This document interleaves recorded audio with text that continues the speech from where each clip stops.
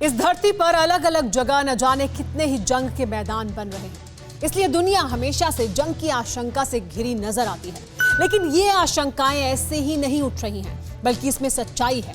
हालांकि हाल ही में पूरी दुनिया ने नागोर्नो काराबाख को देखा और अब ठीक ऐसा ही माहौल बना है उत्तर पूर्वी अफ्रीका के दो मुल्कों के बीच। ये मुल्क हैं एरिट्रिया और इथियोपिया, जिनके बीच नील नदी के पानी को लेकर जंग शुरू हो चुकी है और इस जंग को हवा दे रहे हैं मिस्र और सूडान।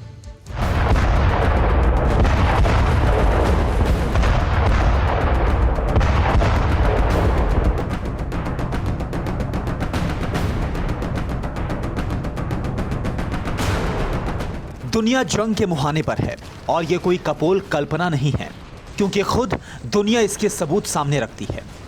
दो मुल्कों की सीमाओं को लेकर जारी जंग के बादल छटने के नाम नहीं ले रहे हैं और यही विवाद दुनिया में विश्व युद्ध की आशंका को तेज करते हैं।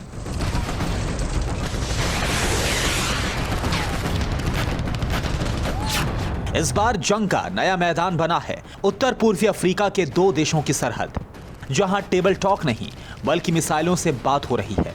और इस जंग की चिंगारी के भड़कने के आसार इसलिए हैं क्योंकि इस तनाव के बीच दो ऐसे देशों की भी एंट्री हो चुकी है जिनका मकसद ही जंग को भड़काना है।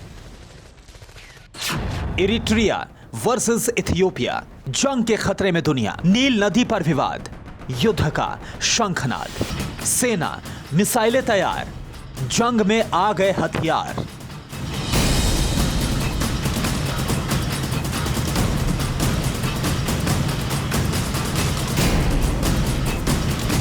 नील नदी को लेकर शुरू हुआ यह विवाद इथियोपिया और इरिट्रिया के बीच जंग की शुरुआत का कारण बन गया है।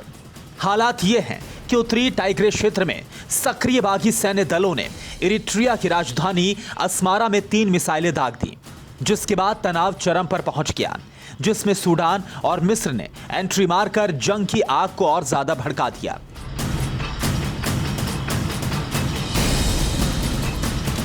हालात ये हैं कि इस वक्त इथियोपिया के उत्तरी राज्य तिग्रे पूरी तरह से धधक रहे हैं।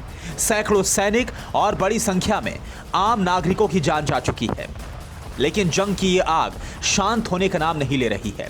हालात ठीक वैसे ही दिख रहे हैं जैसे नागोर्नो काराबाख में बन गए थे, लेकिन हालात बिल्कुल अलग हैं, क्योंकि इस जंगी आग में पूरे इथियोपिया के जलने की आशंका है, क्योंकि ये दुश्मनी पुरानी है। इरिट्रिया एक समय में इथियोपिया का हिस्सा था।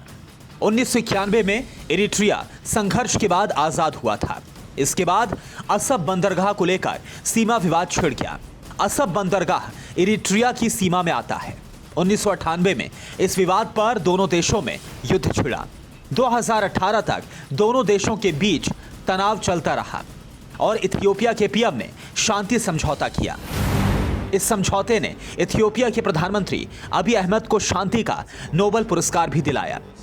लेकिन दोनों देशों के बीच बढ़ी नजदीकी किसी को रास नहीं आई और फिर नया विवाद नील नदी को लेकर छिड़ गया। इथियोपिया पर नील नदी का पानी रोकने का आरोप लगा और अब इस विवाद ने जंग का रूप अख्तियार कर लिया है, जो दुनिया में जंग की आग भड़काने का सबब बन सकता है। मिस्र और सूडान इथियोपिया के खिलाफ खड़े हैं। दोनों देश इरिट्रिया के पक्ष में माहौल बना रहे हैं। उत्तरी टाइग्रे में बागियों को मदद दी जा रही है और यही बागी इथियोपिया पर हमला कर रहे हैं। इसके अलावा भी जंग के खतरे का अंदाजा मिस्र और सूडान की संयुक्त हलचल से लगाया जा रहा है, जिन्होंने मिलकर संयुक्त युद्धाभ्यास शुरू कर दिया है। अब सबका दावा बांध पर अपने कब्जे का है, जहां से नील नदी का पानी मिलेगा, लेकिन इस पानी के लिए अब खून की नदियां बह रही हैं। Bureau report, TV9 Bharatvarsh.